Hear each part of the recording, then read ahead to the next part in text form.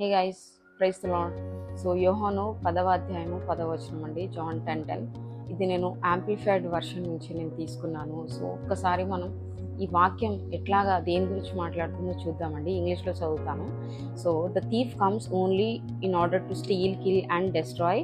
I came that they may have life and enjoy life and have it in abundance to the full till it overflows. దీని అర్థం ఏంటంటే, దొంగతనము, హత్య, నాశనం చేయడానికి సాతాను వస్తే యేసయ్య అంటున్నాడు, నేను వచ్చాను. ఓకే, నేను ఈ లోకంలోకి ఎందుకు వచ్చానంటే వాళ్ళకి మంచి జీవితాన్ని ఇవ్వడం కోసం వచ్చాను. అది ఎటువంటి జీవితం అంటే సంతోషకరమైనటువంటి, ఆనందభరితమైనటువంటి జీవం ఇవ్వడానికి వచ్చాడంట యేసయ్య. అది ఫుల్గా ఉండాలంట. ఇంకేంటి అంటే అది ఓవర్ఫ్లో అవ్వాలంట. ఓవర్ఫ్లో అంటే ఏంటి?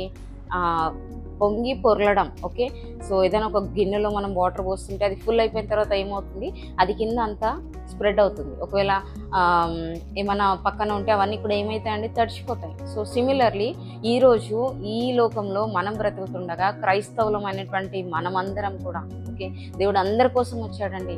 మనం ఎలా ఉండాలి అంటే క్రీస్తు జీవాన్ని, ఓకే, క్రీస్తు యొక్క జీవితాన్ని మనం కలిగి ఉండాలి. అక్కడ ఎంజాయ్ లైఫ్ అంటే ఎలాగా, లోకరీతిగా వెళ్ళి ఎంజాయ్ చేయడం కాదు, ఆయన శక్తిలో, ఆయన యొక్క అభిషేకంలో, ఆయన యొక్క కృపలో, ఓకే, మరి ఆయన ఇచ్చినటువంటి ఆరోగ్యంలో, ఆయన ఇచ్చినటువంటి జ్ఞానంతో, ఆయన ఇచ్చినటువంటి ప్రతి దానితో కూడా మనం ఏం చేయాలంటే ఎంజాయ్ చేయాలి. అక్కడ ఎలాగా అంటే మన లైఫ్లో ఎవరి జీవితాన్ని కలిగి ఉండాలి, మనం యేసయ్య యొక్క మాదిరినే కలిగి ఉండాలి. ఎందుకంటే జీవం ఆయన ఇచ్చాడు కదండి. సో మన జీవం, మనకి ఏదైనా వేరే వాళ్ళవి ఉంటే కూడా ఆయన జీవం ఇచ్చాడు కాబట్టి మనం ఏమైపోతాం, అక్కడ రెన్యూ అయిపోయి మనం క్రీస్తు జీవాన్ని ధరించుకొని దానిలో మనం ఆనందిస్తూ, ఓకే, మరి ఇతరులకు కూడా మనం వెలుగుగా ఉండాలి. మనం ఓవర్ఫ్లో అయినప్పుడు, మన అభిషేకం ఓవర్ఫ్లో అయినప్పుడు ఏమవుతుందండి, ఇతరుల కాడుల్ని విరగ్గొట్టుతుంది. సో అటువంటి ఒక జీవాన్ని దేవుడు మనందరికీ ఇవ్వడానికి వచ్చాడు.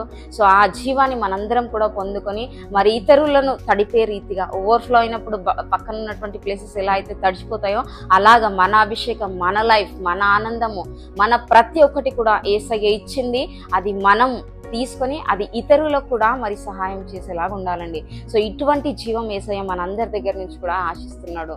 దేవుడు మిమ్మల్ని అందరినీ దీవించును గాక.